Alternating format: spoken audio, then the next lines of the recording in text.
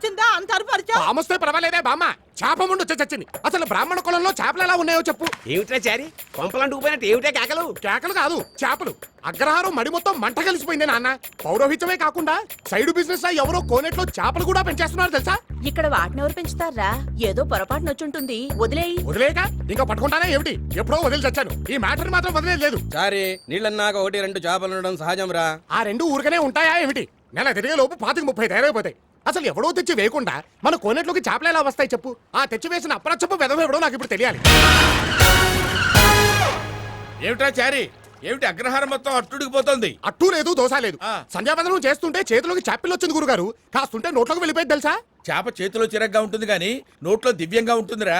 గురుగారు ఆస్మాక్ జ్ఞాపకం చేసుకున్నాను రా. కాస్త మనం తింటావేమిటి? సరే నీ గొడవలే.